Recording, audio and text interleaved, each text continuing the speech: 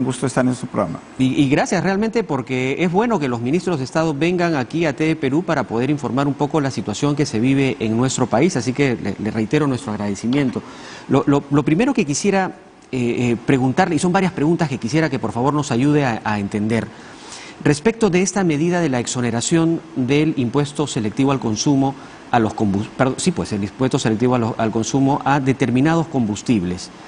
Ya se dio la medida, fue inmediata, pero ¿qué se tiene que hacer para asegurarnos que efectivamente en los grifos terminen bajando los precios? Parece que allí todavía no se completa este proceso de ayuda, sobre todo a los que trabajan en el sector transportes. Correcto. Primero déjame empezar poniendo en contexto la medida. Lo que nosotros estamos sufriendo en este momento como país es una subida de los precios internacionales. El petróleo ha subido más de 30% este año y ya venía subiendo desde el año pasado. Esto además se ha agudizado por el conflicto entre Rusia y Ucrania. Esto también ha afectado a otros alimentos que importamos y que forman parte de la canasta básica de consumo, como por ejemplo el trigo y el maíz, que forman parte importante de los insumos que necesitamos para nuestra canasta básica de alimentos. En ese sentido, se toman medidas excepcionales y temporales. Eso hay que dejarlo muy claro. ¿Por qué? Porque cuando tomamos estas medidas de exoneraciones, lo que estamos generando es que hay un menor ingreso de recursos para el Estado. Y esos menores ingresos obviamente nos permiten menos capacidad para atender necesidades fundamentales como por ejemplo programas sociales, cierre de brechas sociales, etc. Entonces, en el caso puntual del impuesto selectivo al consumo a los combustibles, lo que se hizo es obviamente exonerar temporalmente, y eso quiero recalcar, por 3 meses, sujeto a una evaluación posterior y permanente, su continuidad. Al día siguiente que se tomó la medida, el día lunes siguiente que se tomó la medida, Petroperú retiró de sus precios ex planta este impuesto. Por ejemplo, el caso del diésel es un sol 49, pero que si además le añadimos el impuesto general a las ventas, ocurrió una disminución de casi 2 soles directamente. Ahora, una cosa es el precio ex planta y otra es el precio final al consumidor, donde hay toda una cadena de distribución. Usualmente lo que sucede es que en la medida que todavía quedan stocks, ¿no?, de combustible que ha sido comprado antes de esta disminución, obviamente el precio tiende a reducir en un proceso gradual. Obviamente ahí el Indecopi y el Sinermin están haciendo un seguimiento para ver que realmente se traslade esta disminución en el impuesto selectivo al consumo a los consumidores finales, y obviamente lo que recomendamos es además al consumidor. Hay un aplicativo que se llama Facilito del Ministerio de Energía y Minas, donde se puede ver qué grifos están ofreciendo ya la rebaja y cuáles son los precios más baratos que podemos encontrar para estos combustibles. Y ahí habría también un problema de fondo, ¿no? Si Petroperú tuviera grifos propios, sería mucho más fácil aplicar directamente esta bajada de precios directamente al consumidor, de tal manera que la competencia tendría que hacer lo propio, ¿no? Pero eso lamentablemente no existe en nuestro país, ¿no? Bueno, es parte del diseño que se tiene que hacer, efectivamente, una evaluación de cuál es el rol que tiene, la integración que tiene que tener Petroperú, no solamente la parte de la refinación, sino también mayorista. Sí, ¿no? Llegar es parte de lo que se tiene que hacer dentro del marco, obviamente, del rol subsidiario del Estado. Ahora, usted señalaba que eso le va a costar al Estado cerca de 300 millones de soles cada mes, ¿no? Lo que significa que, efectivamente, como usted señala, nos está haciendo cargos en negativo, digamos, a nuestro presupuesto. ¿Cómo se recupera esta disminución de ingresos para el Estado? Sí, estas medidas, por eso, Julio, tienen que ser temporales y son excepcionales y tienen que estar sujetos a constante evaluación. Claro. Lo que nosotros no queremos es obviamente afectar la sostenibilidad y la responsabilidad fiscal. En este caso, por 3 meses, efectivamente podría costar hasta cerca de 900 millones. ¿De dónde sacamos el dinero? Dos cosas. Hay que considerar que el precio de los minerales que exportamos principalmente, que es el cobre y el oro, ha tenido y mantiene un precio alto todavía, y eso nos ha generado unos ingresos adicionales. Parte de esos ingresos adicionales ya se incorporaron al presupuesto de este año, 3.400 millones, como un crédito suplementario. Entonces, nos queda un espacio que obviamente estamos utilizando para esta medida excepcional, ¿no? Yo decía que aproximadamente las proyecciones que tenemos a la fecha, teníamos unos ingresos adicionales de 6.000 millones para este año proyectados. de los cuales 3.400 ya se incorporaron dentro del presupuesto actual de este año. Obviamente el espacio que nos queda es un espacio de aproximadamente entre 2.500 y 2.600, de los cuales estaríamos utilizando parte de esto. Este fondo de ingresos extraordinarios que va a tener el Estado en lo que va de este año, ¿tiene que ver también o va a ayudar a sobrellevar la exoneración del impuesto general a las ventas en algunos productos de primera necesidad? Es correcto. Parte de todas estas medidas, ese paquete de medidas excepcionales y temporales, tiene que ver con este financiamiento. Por eso es que es muy importante que esa evaluación la haga el ente técnico, en este caso el Ministerio de Economía, para precisamente ver el espacio y la disponibilidad de recursos y la temporalidad. Y esa temporalidad tiene que ser evaluada de manera permanente. En la medida en que bajen los precios internacionales, no tiene sentido mantener esta medida de tipo temporal. Ahora, eso significa, y recogiendo lo que usted señala, que el Congreso de la República, en este proyecto de ley que ha alcanzado el Ejecutivo para que lo refrende respecto de la exoneración del IGB a varios productos que no necesariamente forman parte de la canasta básica familiar, no necesariamente han sido conversados con el Ministerio de Economía. Nosotros enviamos como Ejecutivo una propuesta. Hay que considerar primero por qué la propuesta. O sea, si uno ve la inflación en Perú, hoy día estamos hablando de una inflación acumulada de casi de los últimos 12 meses, 6.8%. Pero dentro de esa inflación, si nosotros nos enfocamos en lo que es en la inflación de alimentos, esa inflación de alimentos está arriba del 10%.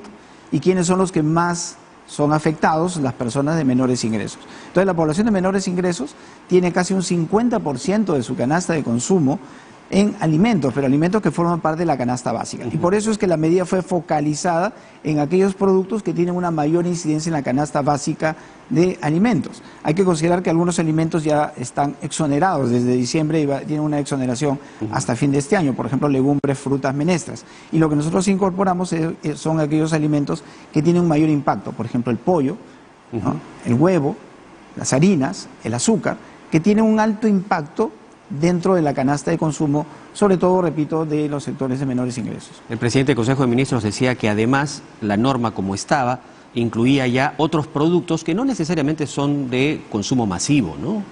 ¿Cómo se va a hacer en ese caso? ¿Cuál es la salida? Porque entiendo que el Congreso de la República acaba de sacar un comunicado, lo podemos mostrar, ahí lo tenemos.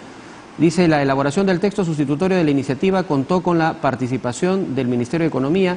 Sin advertir observaciones, Representación Nacional decidió por amplia mayoría la aprobación de la citada norma en beneficio de millones de familias peruanas. El Congreso de la República reafirma su disposición para, mediante el diálogo y los mecanismos establecidos, lograr superar las diferencias. Eso es un importantísimo anuncio.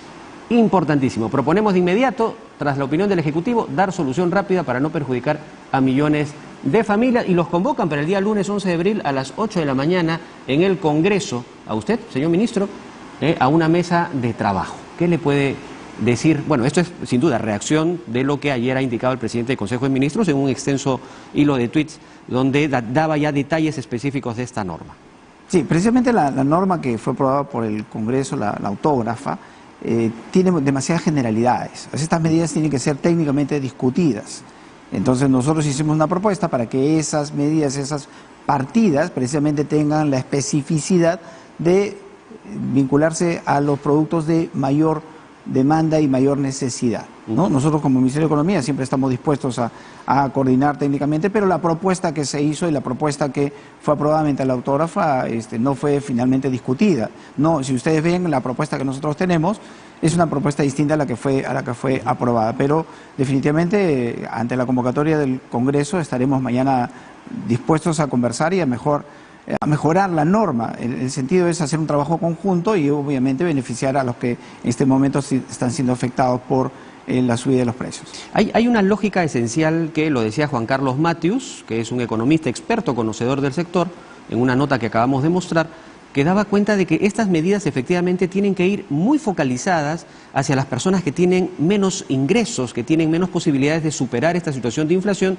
que hay que decirlo como son. Esta situación de inflación que se vive en el país y de alza de precios no es producto de una política interna, sino es lo que está sucediendo realmente en el mundo como consecuencia de la guerra y el incremento del petróleo. Estados Unidos acaba de tener solo en febrero 7,9% de inflación. Es decir, hay condiciones externas que sin duda obliga a que el gobierno, a través del Ministerio de Economía y Finanzas y otras medidas, como las que toma el Banco Central de Reserva, ayuden a minimizar el impacto de esta situación inflacionaria. ¿Es correcto?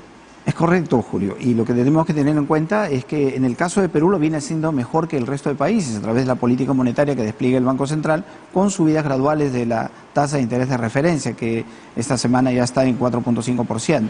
Pero hay que considerar que estas medidas, si bien es cierto, atenúan el impacto de la inflación. En el caso de Perú tenemos una inflación menor a la, por ejemplo, a la de Chile, Colombia, en el caso de México, Estados Unidos, como mencionaste. Y obviamente lo que se tiene que hacer ante estas circunstancias es focalizar las medidas del gobierno utilizando recursos con medidas excepcionales, ¿no? Entonces, es por eso tan importante la gradualidad, la temporalidad y precisamente cómo utilizar estas medidas de manera que llegue precisamente al que más necesita. Y ya el gobierno ha estado tomando algunas medidas adicionales y vamos a tomar otras adicionales. Por ejemplo, el caso de incluir combustibles dentro del Fondo de Estabilización del Precio de Combustibles, como el diésel, la gasolina de 84, la gasolina de 90, ha mitigado ese impacto que tiene en la subida de los combustibles, sobre todo el transporte de carga y pasajeros. Y eso forma parte de toda la cadena de distribución y que tiene un impacto además en el precio final de los alimentos. Y la otra medida que estamos trabajando es el tema de dar fondos adicionales a los programas sociales, precisamente para focalizar esa ayuda, y además a ollas comunes y comedores populares en coordinación con el MIDIS. Además hemos incrementado el balón, ¿no? el bono del balón de gas de 20 a 25 soles, y con esto beneficiamos a más de 800.000 familias y comedores populares. Ahora, sin duda, el Banco Central de Reserva interviene en la tasa de interés de referencia, y como usted señala, ya está superando el 4%. Y eso tiene como propósito, digamos, controlar de alguna manera o combatir el problema de la inflación. Pero eso además paraliza, estanca el desarrollo de la economía y tendría como consecuencia la generación de desempleo. Podría generar un impacto de desempleo. Entonces, para enfrentar ese otro problema, porque no se puede atender ambas cosas a la vez, ¿qué se tiene en mente desde el gobierno para atender ese problema de desempleo que podría generarse? Precisamente las medidas del Banco Central de subida de tasa de interés encarecen, como tú bien mencionas, el crédito, y eso definitivamente disminuye la velocidad de expansión del crédito, ¿no? Entonces, eso definitivamente puede terminar afectando de manera indirecta el crecimiento económico. Por eso es tan importante el problema también, o solucionar el problema de bajo crecimiento. Y para eso tenemos que trabajar en un tema de reactivación.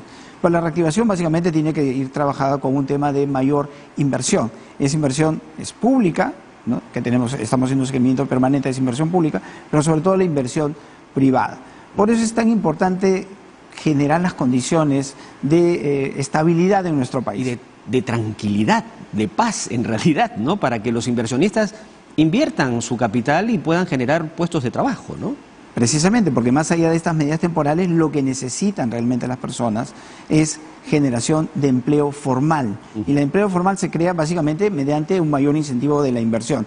Este tipo de medidas tienen que ser temporales, pero la medida de largo plazo y que realmente va a sostener a nuestros ciudadanos es la generación de empleo formal. Y para eso necesitamos tener una economía sana, una economía responsable. Por eso es que estas medidas tienen que tomarse dentro de ese marco de responsabilidad y obviamente haciendo un seguimiento temporal y permanente de estas medidas. Ahora, ministro, no solamente sana, responsable, sino además un proceso honesto en la gestión pública. Y otro de los grandes problemas que tenemos en nuestro país y que, digamos, se arrastra hace 3 décadas o 4 décadas, tiene que ver con el alto nivel de corrupción que según la Contraloría General de la República creo que ocasiona un gasto que supera los 20.000 millones de soles al año. Es una plata que se termina yendo a los bolsillos de personas que deberían estar tras las rejas. ¿Qué se está pensando hacer para poder ayudar a evitar que se siga fugando nuestros capitales en estas malas prácticas enquistadas en el gobierno? Bueno, la corrupción ha sido el gran mal que hemos tenido en las últimas décadas. Así es. Hemos tenido dinero suficiente, pero para tener un mejor país, para hacer mejores inversiones. Precisamente aquí lo que se tiene que trabajar es con temas de transparencia y sobre todo la celeridad en las sanciones. parte de todo este mecanismo, o sea, no es solamente la parte del sistema judicial, sino parte por el tema de mejores políticas, de mejor gobernanza.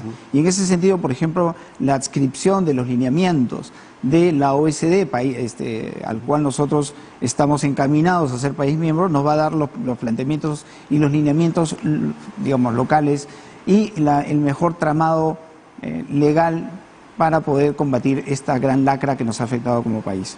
El OCE es un organismo que de alguna manera tiene que vigilar y supervisar los procesos de contrataciones que hace en el Estado.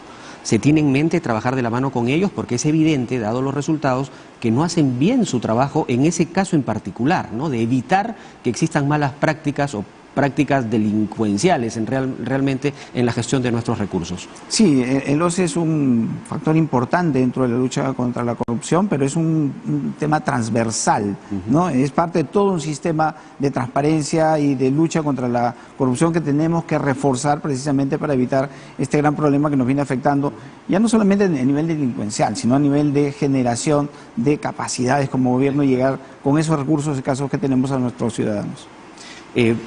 Uno de los problemas que también se ha tenido que enfrentar, y lamentablemente padecemos las consecuencias, tiene que ver con los procesos que se han manejado en escenarios de arbitrajes para grandes licitaciones, grandes proyectos que ahora están paralizados. ¿Qué se tiene en mente? Porque el presidente habla mucho de poner de una vez en marcha mecanismos que permitan reactivar esas obras que están en procesos judiciales o entrampados en una serie de situaciones vinculadas al proceso de contratación que impiden que se cumplan. Desde economía, desde el sector, ¿qué se tiene en mente para poder activar ese sector que tiene que ver con la construcción, además, que sin duda ayudaría a dinamizar nuestra economía? Es un punto muy importante el que mencionas. Nosotros tenemos más de 1.700 obras paralizadas por un valor de más de 12.000 millones de soles. Entonces, desde el Ministerio de Economía estamos trabajando una propuesta precisamente para darle continuidad a estas obras paralizadas, obviamente priorizando aquellas obras que tienen un mayor avance, ¿no? Y que obviamente algunas obras tendrán que ser descartadas porque tenemos obras que han sido paralizadas hace más de 10 años y hay que ver la evaluación de la pertinencia de su continuidad, pero en las que obviamente tienen la continuidad y tienen el avance, se tienen que priorizar sobre todo los recursos y evitar precisamente que vuelvan a estos mecanismos. Dentro de una semana nosotros vamos a presentar un proyecto de ley precisamente para darle continuidad a este tema tan crucial que nos está afectando. ¿Y eso significa que a pesar de que se encuentran en procesos judiciales, a pesar de que el colegio terminó a medio hacer, va a poder intervenir el gobierno para construir y terminar de cumplir estas obras? ¿Eso es lo que se busca de fondo? Primero se trata de identificar, hacer un registro de todas las obras que están paralizadas. Por ejemplo, aquellas obras que tienen, digamos, más de 6 meses paralizadas y tienen, por ejemplo, un 50% de avance. Ese es un registro. Primer criterio. Un primer criterio. Segundo, ¿cuáles son los mecanismos para resolver precisamente los problemas bajo los cuales han sido paralizadas? O sea, la obra no puede paralizarse, sino generar mecanismos para que los contratantes y los concedentes tengan los mecanismos para continuar, ¿no? Mecanismos obviamente que pasan por mejorar la capacidad técnica del seguimiento de estas obras. Muchas de estas obras se paralizan, por ejemplo, ¿no? Porque no se hizo, digamos, la entrega de los terrenos a tiempo, o porque, por ejemplo, las interferencias no se solucionaron o no se levantaron a tiempo. Entonces se paraliza la obra, hay algún tipo de discrepancia en el avance de la obra respecto a los costos y se crean mecanismos que permiten rápidamente y sobre la marcha generar una continuidad de manera técnica. Ahora, ministro, muchas de estas obras o situaciones que también han generado este clima de conflictos en todo nuestro país tiene que ver con concesiones que se han dado en determinado momento y que tienen claros visos de ser producto de la corrupción.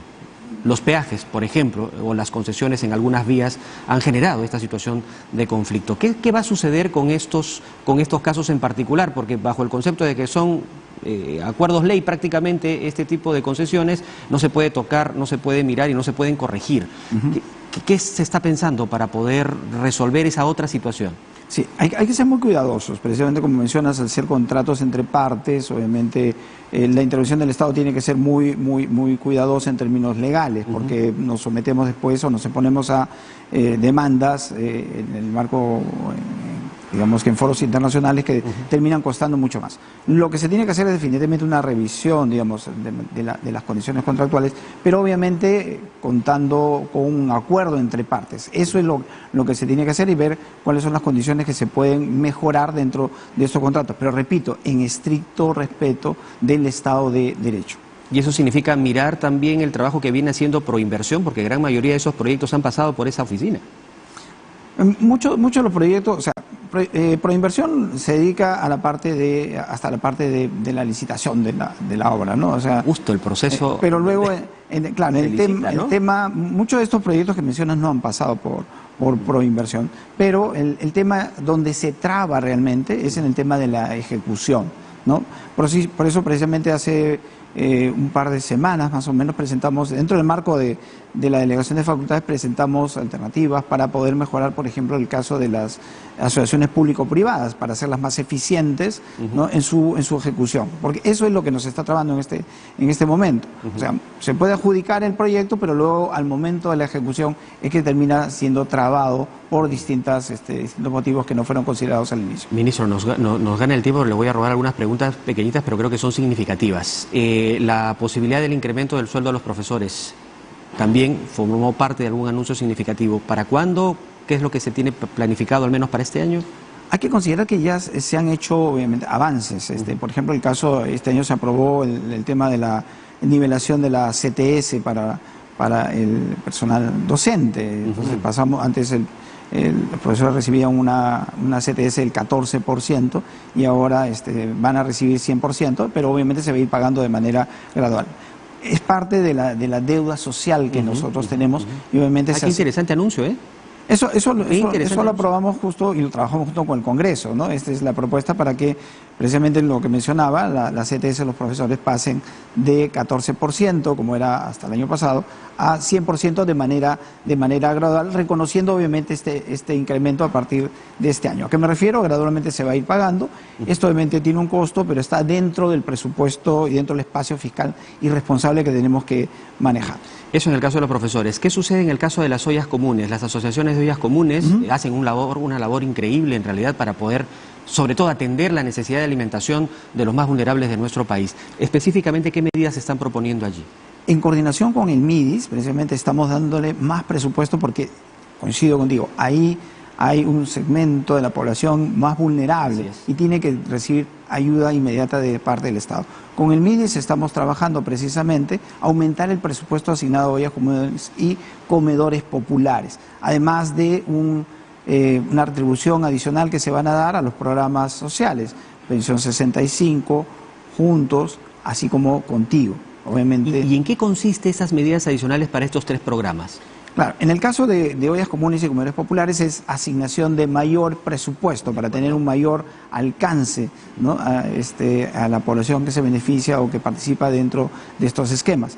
En el caso de los programas sociales es una retribución que se daría a partir de mayo, porque acuérdense que los pagos que se hacen son pagos bimensuales. Entonces es un pago que obviamente trata de mitigar en esta población más vulnerable el incremento de los precios, y eso se va a dar a partir de mayo, el primer pago adicional que vamos a hacer. ¿En qué consiste este pago adicional? Por ejemplo, el pago bimensual que se hace para el programa Pensión 65 es de 250 soles, ¿no? Entonces ahí en el siguiente pago va a venir un monto adicional, ¿no? un pago adicional para este programa, y así lo vamos a hacer con los otros programas que he mencionado. Bien, ok. Esto, ahora, un tema que en algún momento mencioné tiene que ver con el sistema de justicia. Hay algunas propuestas, en realidad la reforma del sistema de justicia ya viene arrastrándose hace muchos años, pero todavía no vemos resultados concretos a lo que le llaman la implementación del nuevo Código Procesal Penal, que creo que data del 2008, es decir, ya casi 14 años, y no termina de implementarse a plenitud porque suelen decir siempre, es que no tenemos presupuesto suficiente. Y una iniciativa interesante que, entiendo, lo está promoviendo el Poder Judicial tiene que ver con la implementación de estos juzgados de flagrancia que atacarían directamente a esta criminalidad que encontramos en nuestras calles y que generan una sensación de inseguridad humana tremenda, no solo en Lima, en las principales ciudades de nuestro país. ¿Cómo se ha avanzado este proceso de implementación de estos juzgados de flagrancia? ¿Qué falta hacer, coordinar, para tenerlas puestos en práctica de una vez? Obviamente el accionar de nuestra Policía Nacional tiene que ser complementado precisamente con el sistema judicial, o sea, para evitar precisamente lo que se denomina, algunos denominan la puerta giratoria. La policía captura al delincuente y nuevamente por una falta de celeridad en el proceso, ese delincuente vuelve a salir, vuelve a delinquir. Entonces lo que se tiene que complementar precisamente con estos módulos de flagrancia. Hay una conversación entre el Ministerio de Justicia y el Poder Judicial para presentar la propuesta, y desde el Ministerio de Economía estamos dispuestos a apoyar precisamente esta propuesta que afecta tanto o que puede beneficiar tanto la seguridad ciudadana. Eso significa que no ha llegado todavía a su cartera la propuesta puntual de lo que necesitarían para implementarse. No, todavía no, es parte, como te digo, de la coordinación que está haciendo el Ministerio de Justicia con el Poder Judicial. De acuerdo, bueno. En cuanto llegue, le daremos la celeridad del caso. Inmediatamente. Por supuesto. Ministro, finalmente, el sector educación es otro sector muy complejo. El ministro de Educación hablaba de más de 110.000 millones de soles como una brecha en infraestructura importante para atender nuestros colegios. Eso es el monto que el ministro de Educación ha señalado con mucha precisión. Desde Economía, ¿qué se ha propuesto, qué se piensa hacer para atender e ir mitigando esta brecha, ir acortando esta brecha que existe? Hay que considerar que este año dos de las prioridades que hemos tenido en temas presupuestales han sido el tema de retorno a clases y el tema de la continuidad de la vacunación. Efectivamente, la brecha en infraestructura educativa es muy grande y nosotros priorizamos los recursos de acuerdo a la disponibilidad que nosotros tenemos. Esta infraestructura, obviamente, si nosotros le sumamos la brecha en infraestructura productiva, perdón, vamos a tener... perdón. ¿Está bien? ¿Sí? ¿Sí? Ok. Si nosotros le sumamos la brecha de infraestructura productiva, vamos a tener un gran monto por financiar. Precisamente ahí viene el tema del manejo responsable de las finanzas públicas. Por eso que medidas excepcionales, como las que se han planteado, perdón, no tengo un problema... como las que se han planteado, tienen que ser monitoreadas permanentemente, ¿no? Porque precisamente si nosotros vemos la brecha de infraestructura educativa y vemos la brecha de infraestructura productiva y la brecha de infraestructura social, es que vemos la gran necesidad de un manejo responsable de nuestra economía. Bien. Bueno, ministro, estaremos atentos a las medidas que se vayan implementando dentro del sector. Le agradezco nuevamente por venir a conversar con nosotros. Hemos hablado ampliamente de diferentes temas. Gracias por aceptar nuestra invitación. Un gusto estar en tu programa y siempre a disposición, no solamente de la opinión pública, sino también del Congreso para hacer un trabajo conjunto que beneficie finalmente a los más necesitados. Muchas gracias. Y me quedo con ese mensaje antes de mandar a la pausa.